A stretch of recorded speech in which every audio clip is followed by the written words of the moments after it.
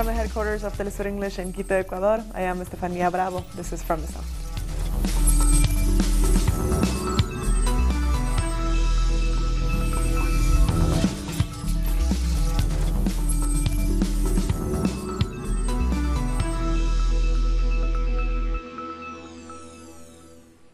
On Monday, President Nicolás Maduro said that the country will send a document to Washington on Wednesday, ordering the U.S. to stop its threats.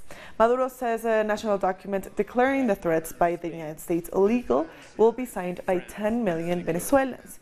He took direct aim at Trump while declaring that the armed forces stand ready to defend the country. Venezuela's leader says his country is facing an unprecedented threat. We'll start with a national day with a core document addressed to the people of the United States and to President Donald Trump. A document demanding him to withdraw all the threats of intervention. A document demanding the respect of the constitutionality and legality of the life in Venezuela. A document demanding the respect of international law.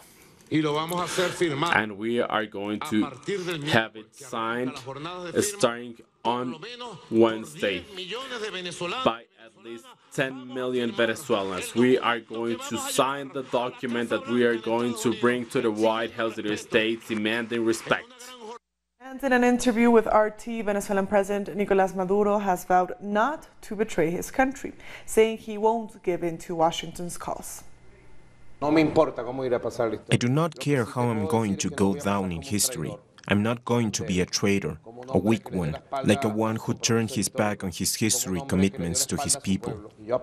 I take advantage of every means of communication to ask the whole world to come forward to denounce and stop the madness of Donald Trump. Venezuela is never going to give in. Turkish President Recep Tayyip Erdogan has slammed the US and the EU for trying to oust President Maduro's government. We know now what the EU is, what kind of democracy it is. On one hand, you say democracy, and ballot box. And on the other, you will, through violence and rules, overthrow an elected government. Is Venezuela one of your states? How dare you tell an elected person to leave and deliver the head of state to the one who did not even run in the elections? For more analysis on the ongoing Western intervention in Venezuela, we're joined by British author, political theorist, and founder of the Hands Off Venezuela campaign, Alan Woods. He's also the editor of the website Marxist.com. Alan, thank you so much for joining us. The UK government has officially backed Venezuela's opposition. If this is just another step in an attempt at a slow coup, what do you think comes next? Well, first of all, I would like to express my complete repudiation and indignation at the position taken both by the European Union and by my own government, the government of the UK, in relation to Venezuela. It is really a scandal that they should adopt such a position of, I would say, an arrogant and insolent demand that the government of a sovereign state must call elections, or else they would recognize some individual, Guaido, is not, as far as I know, being elected by anybody. Incidentally, it's particularly atrocious when you consider that neither Spain nor the United Kingdom has got an elected head of government. The Queen of England has certainly never been elected by anybody. And as for the president of Spain, well, he also has not been elected by anybody. Therefore, the whole thing, really speaking, it reeks of hypocrisy and is quite an appalling violation, I would say, of the elementary rights of any country. And of course, as a citizen of the United Kingdom, I'm particularly appalled by the behaviour of my government. I'm very pleased to say that the leader of the opposition, Jeremy Corbyn, and his second-in-command, John McDonnell, have both taken a very good position in opposing this. And of course, Hands Off Venezuela, the campaign which I founded 20-odd years ago, has already begun a campaign against this whole position and demanding that the Labour movement in Britain take a clear stand against this terrible aggression against the people of Venezuela. Alan, what do you think is really behind this humanitarian aid that the U.S. says it will send to Venezuela? Well, I'll tell you what's not behind it. There's absolutely nothing humanitarian about it. I mean, if anyone imagines that the foreign policy of the United States is governed by humanitarianism, well, of course, they're living in another planet. Incidentally, if the United States were interested in helping the people of Venezuela in any sense, then they would certainly not have stolen billions of dollars from PDVSA, from the Venezuelan people. Oh, and I might add to that the British government also, the Bank of England, has quite shamelessly, this has not been reported in general, but it's a fact, has deliberately refused to hand over billions of dollars worth of Venezuelan gold, which is, again, is the property of the Venezuelan people. So this is sheer hypocrisy. And I would venture to say, I would venture to give the opinion that this so-called humanitarianism is merely a provocation designed to conceal an act of aggression and potentially military intervention, I would say. Not the first time they've done this, of course. Incidentally, the United States has got a long history of intervening in other people's internal affairs. I'm quite astonished at the fact that they have the insolence to harp on about so-called alleged Russian intervention in their internal affairs, where they've consistently intervened in the internal affairs of many states, including by violent means and invasion. And yet, of course, every time they invade, they never do so as an act of aggression. Good heavens above all. They're not aggressors. They always intervene under the banner of democracy and humanitarianism. I mean, this is a fairy story. It's a child of 6 who knows anything about American history would know it's complete nonsense. Alan, so you founded the Hands Off Venezuela campaign all the way back in 2002. Clearly, the West has had the country in its sights for decades. Can you talk about why that is?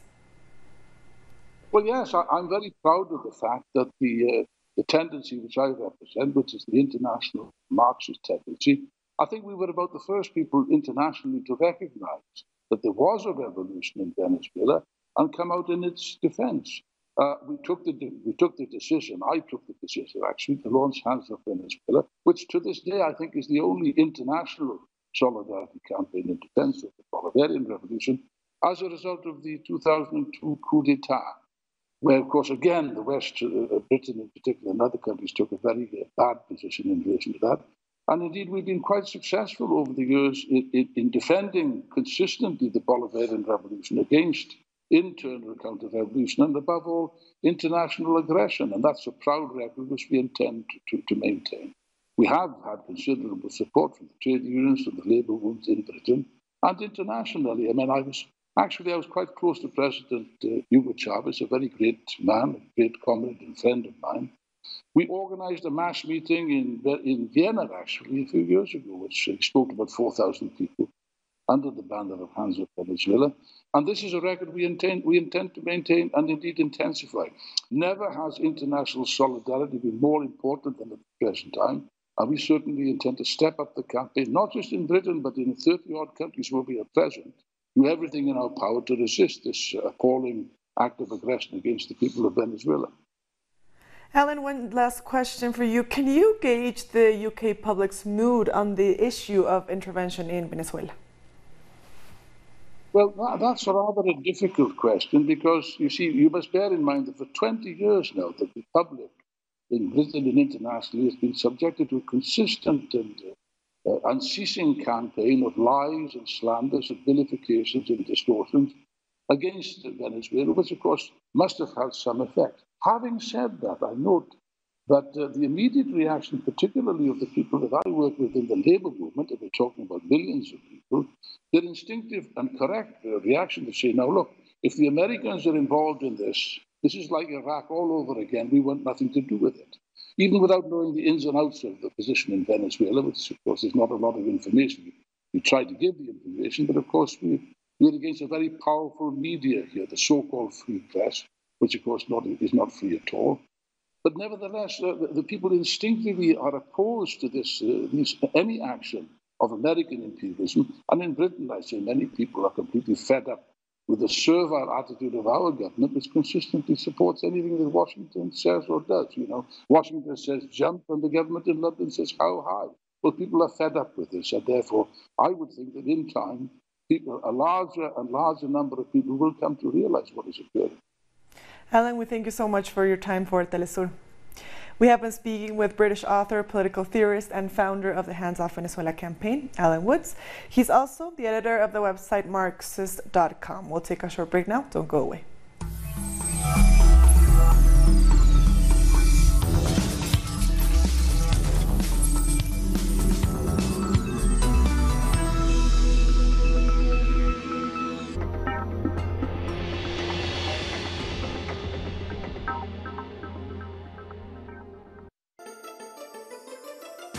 The ruling world order has always subjugated the masses. But who are the actors behind every move? What are their real interests? We analyze every move on Critical Move. Weekdays, only on Telesur.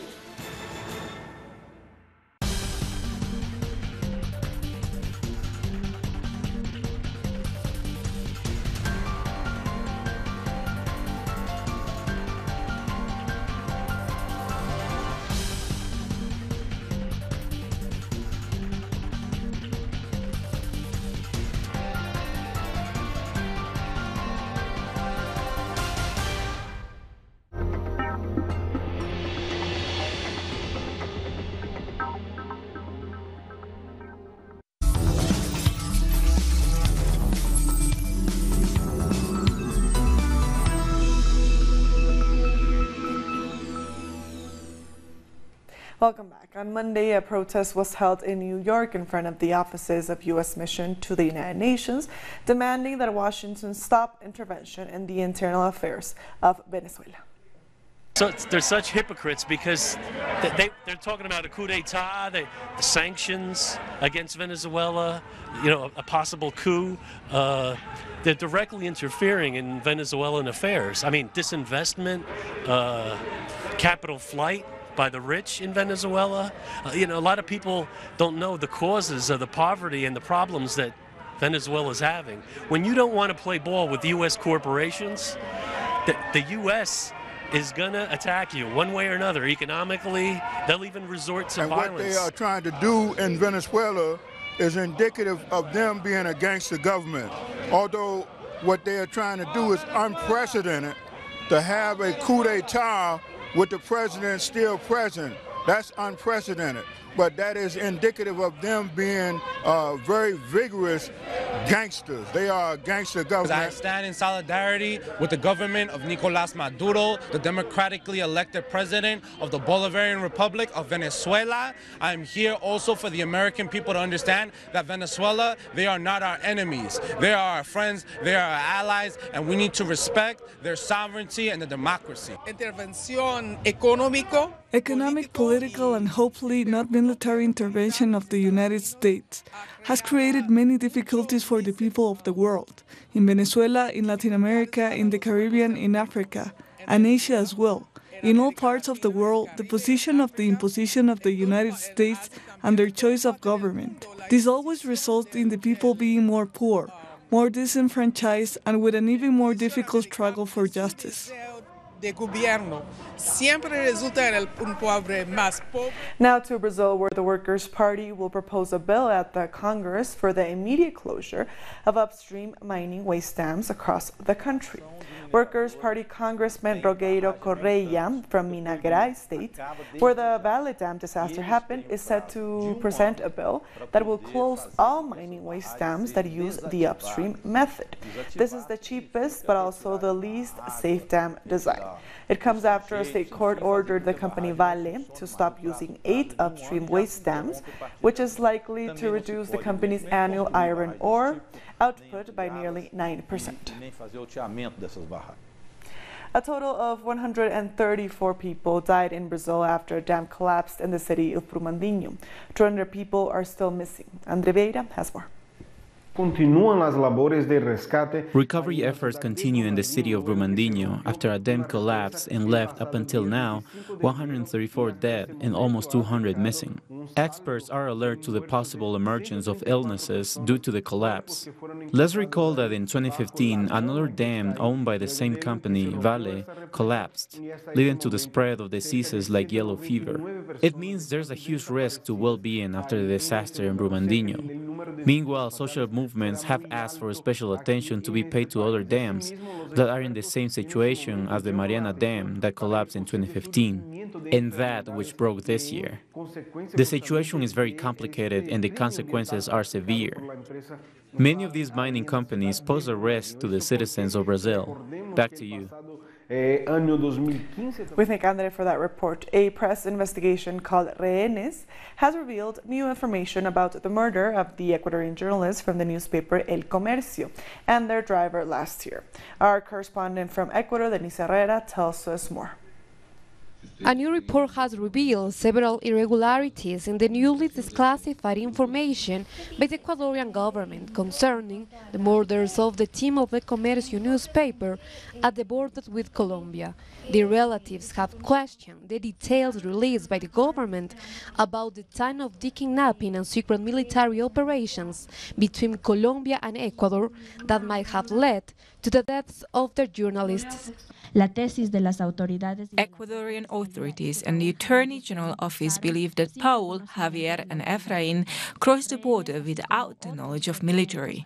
But Rehenes, as well as other documents and media investigations, has revealed that the military knew of the journalists' movements and that the group had authorization to cross the border. The relatives have confirmed that several investigations showed that the government was negotiating the release of the Comercio staff.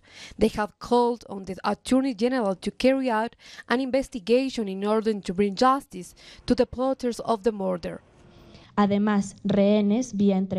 Rehenes investigation has interviewed some former members of the group that kidnapped the journalist, as well as other people, and found that the journalist's release was planned, or at least there was correspondence between the criminals and the government within the first 24 hours of the kidnapping. It was not the intention of the criminal group to stay with the abducted group for very long, meaning the kidnappers had realized their mistake. The relatives have also called President Lenin Moreno to reveal the truth of their deaths. They add that it seems the government wants to close the case as soon as possible, but suddenly different questions are now put on the table. Was the release not convenient for them? For whom were the murders convenient? So they couldn't reveal information or the things that they may have learned whilst they were detained? For whom is the death for alias Guacho actually convenient? The relatives say they will go to several international courts to prove the government lies and in pursuit of justice. They will also ask the Inter-American Commission on Human Rights to link the new report in their investigation that will be published in March. Denise Herrera, Telesur, Ecuador. We'll be back very soon. Stay with us.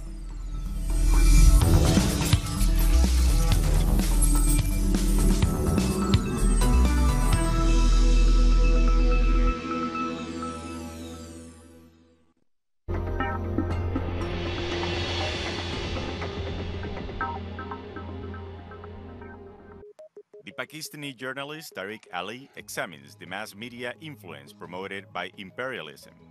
Get access to the analysis of the socio-economic and political life of the whole South America on our screen and platform in English.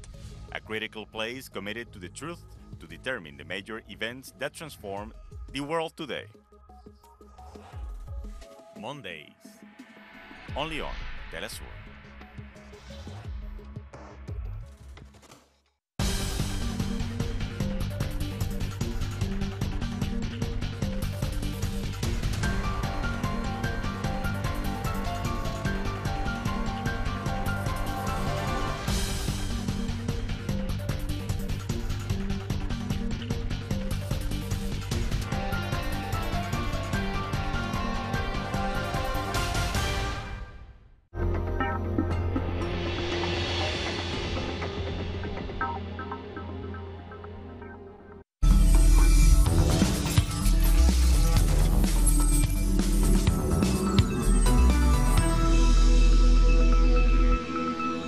Welcome back. The Russian envoy to Iran has said that the two countries will stop using the United States dollar in their bilateral trade agreements.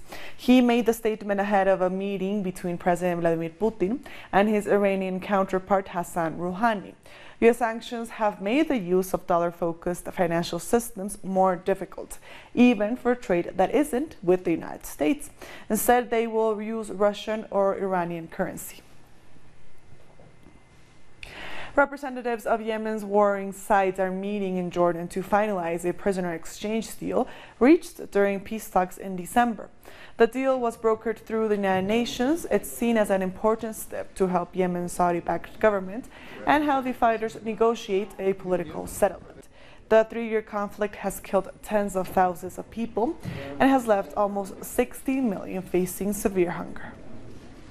The aim, broadly speaking, of this event is to finalize, the parties here present, to finalize the lists of prisoners and detainees to be released and exchanged, and indeed to lay the basis for the next step, which will be to see that release happening. Ghanaian President Nana Akufo-Addo has called for collaboration in the mining sector to boost African development.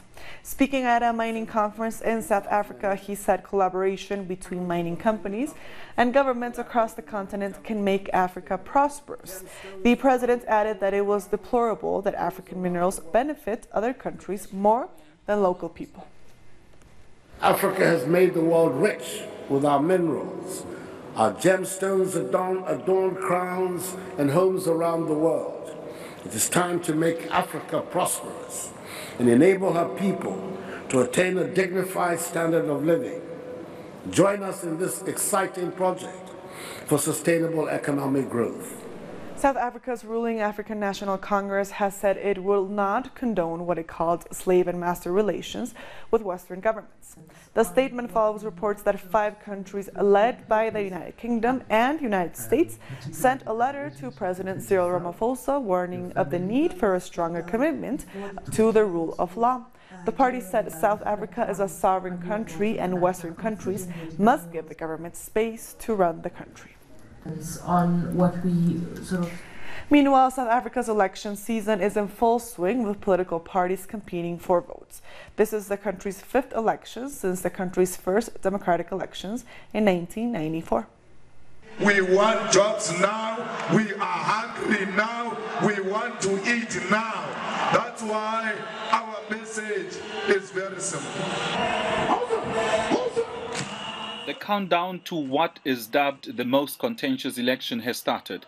The radical far-left Economic Freedom Fighters, a breakaway party of the ruling ANC, says it's now business unusual and is promising to eradicate the high unemployment rate, chief among many social ills. The campaign rally took place in the country's capital. They live in a capital city, yet they still have pit toilets.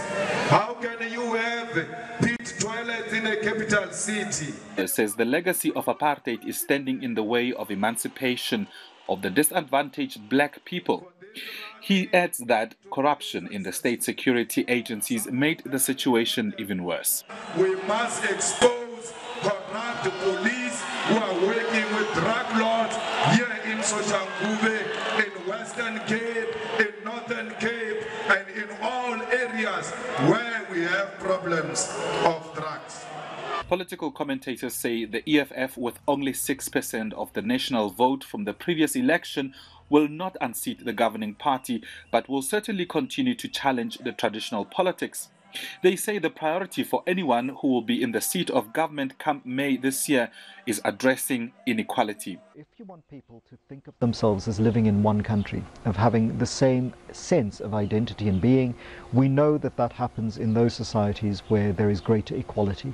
So in places like Sweden and Denmark and Finland and Iceland, it's not just that the populations are what many people think of as homogeneous, is that they're also economically equal. And these societies were very poor and unequal 100 years ago. South Africa has had 25 years since its independence from and liberation from apartheid.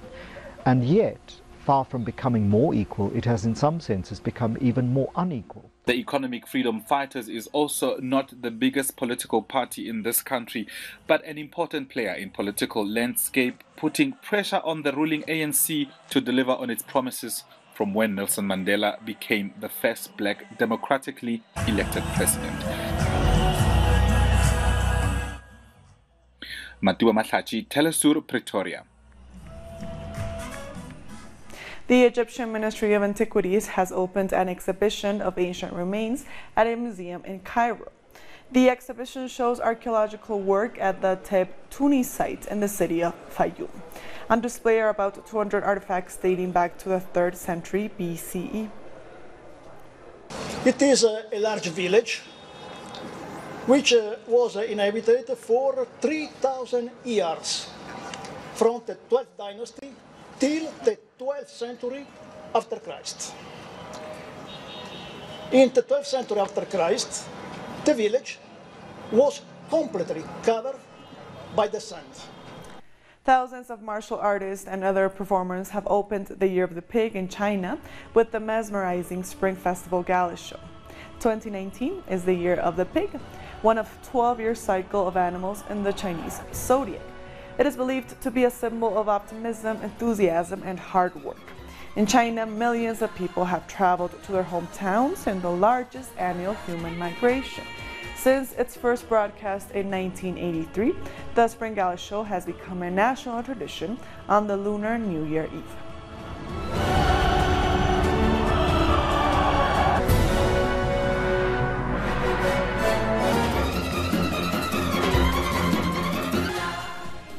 Citizens of North Korea have also celebrated the Lunar New Year in the capital, Pyongyang. People paid their respects and laid flowers in front of statues of their leaders, while children played traditional games.